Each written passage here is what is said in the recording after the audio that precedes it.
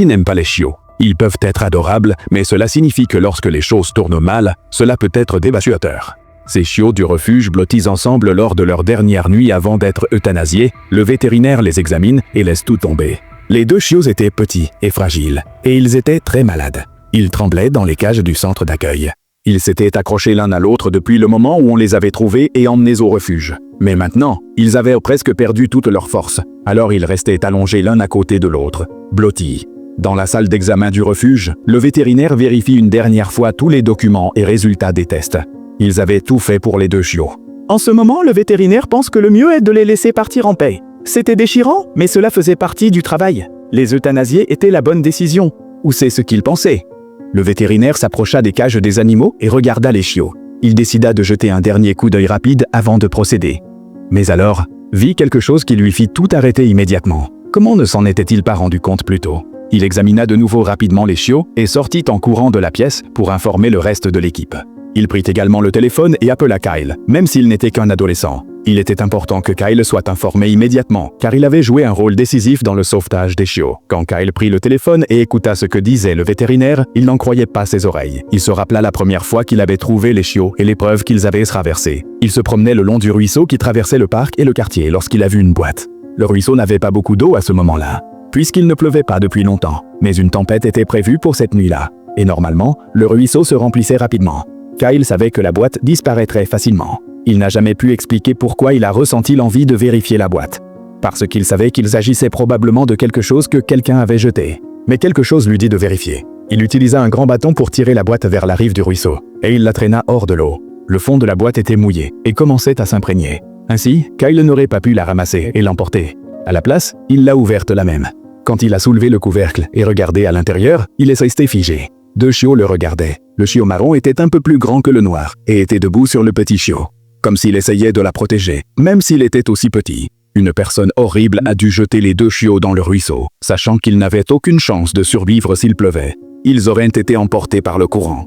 Heureusement pour les chiots, la curiosité adolescente les a sauvés. Il allait à son premier jour de travail dans son premier emploi, et il ne voulait pas salir la nouvelle veste de l'uniforme. Alors il s'est écarté pour l'enlever, avant de ramasser les chiots. C'était une grave erreur.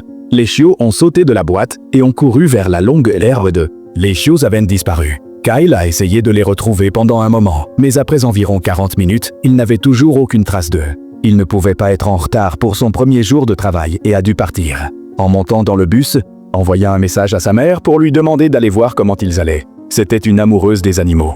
Il est sorti au parc pour voir s'il trouvait les chiots. C'était particulièrement important, car le ciel s'obscurcissait et des nuages approchaient. Il a apporté des friandises pour chiens et un petit transporteur, dans l'espoir de pouvoir attraper les chiots. Mais ils étaient cachés et probablement terrorisés. Enfin, laissa le transport avec les friandises à l'intérieur.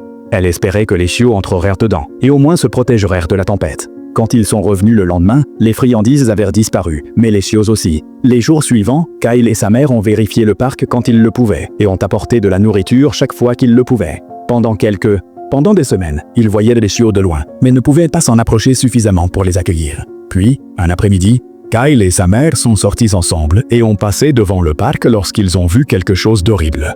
Des garçons étaient au bord du parc et avaient acculé les chiots. Au lieu de les aider, les garçons lancèrent des pierres aux 2 petits chiots. La mère de Kyle a immédiatement arrêté la voiture et a crié aux garçons de s'arrêter. Au début, les petites terreurs ne lui prêtèrent pas beaucoup d'attention. Mais quand elle s'approcha, avec Kyle juste derrière, ils se dispersèrent. Les chiots terrifiés ont vu une voie d'évasion et ont couru directement vers une bouche d'égout. Ils y sont entrés et se sont mis contre le mur du fond. Kyle et sa mère ne pouvaient pas les atteindre. La bouche d'égout avait une grille devant et les barreaux étaient suffisamment grands pour que les 2 chiots puissent s'y glisser. Ils se sont placés, au fond, tous 2 sur leurs pattes arrière et avec le chiot brun serrant le chiot noir. Les chiots tremblaient et ne semblaient pas aller très bien. Ils n'étaient pas aussi maigres que la première fois que Kyle les avait vus, donc ils avaient probablement mangé la nourriture qui leur avait été laissée. Sans hommes, les chiots tremblaient terriblement et étaient clairement épuisés. C'était peut-être juste par peur, mais soudain ils se sont effondrés sur le sol et se sont blottis ensemble. C'était comme s'ils ne pouvaient plus tenir debout. Les chiots avaient besoin d'aide, mais Kyle et sa mère ne pouvaient pas leur en apporter. Les chiots étaient en danger dans cette canalisation. Ils pourraient sortir par eux-mêmes. Ils ont dû appeler un refuge de la région pour qu'ils viennent avec une équipe de sauvetage. Heureusement, l'équipe de sauvetage est arrivée très rapidement et s'est mise au travail pour libérer les chiots. Ils s'inquiétaient de quoi? S'ils essayaient d'ouvrir le drain. Les deux chiots se glissèrent dans les tuyaux et se perdirent à jamais. De plus, la grille était en acier épais.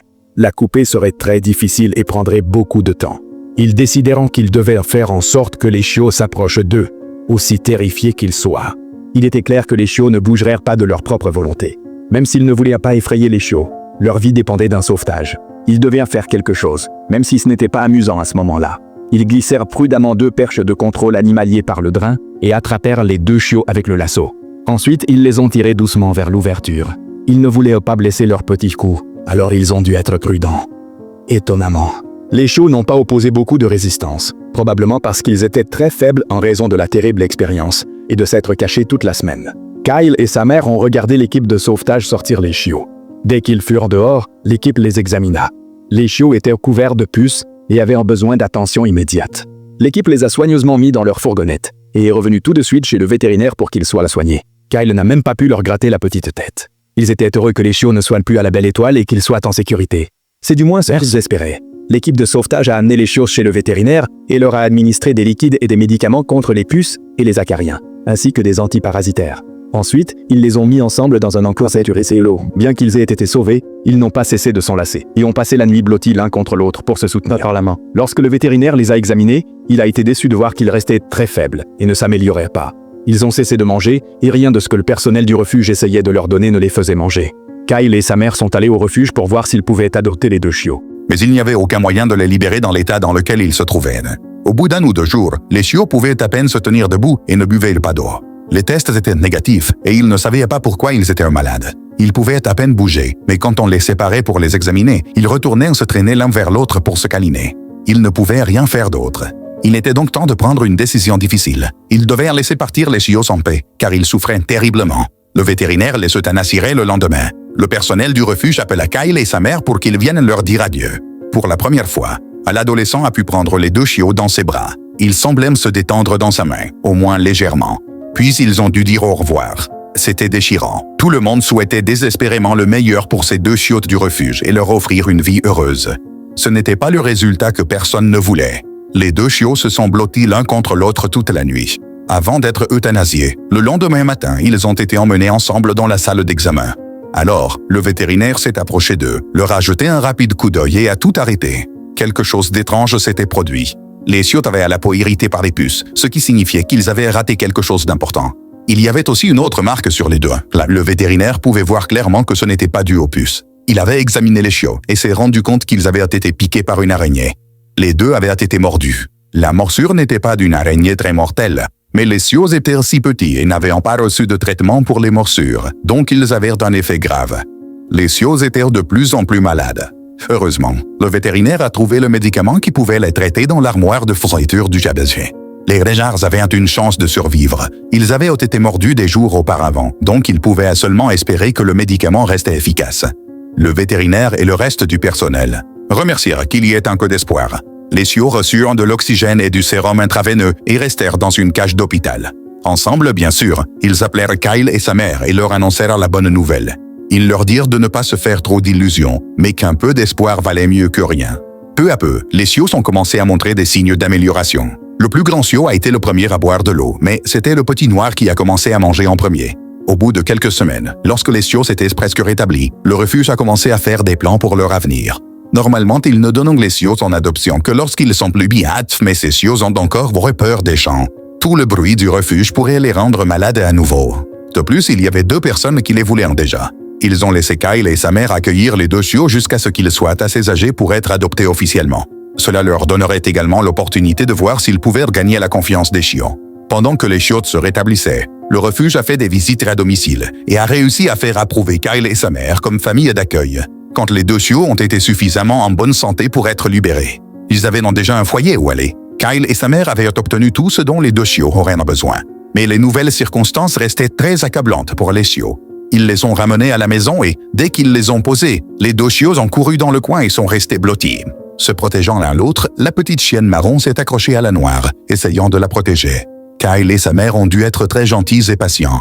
Au bout de quelques semaines, les chiots ont commencé à faire peu à peu confiance à leur nouvelle famille.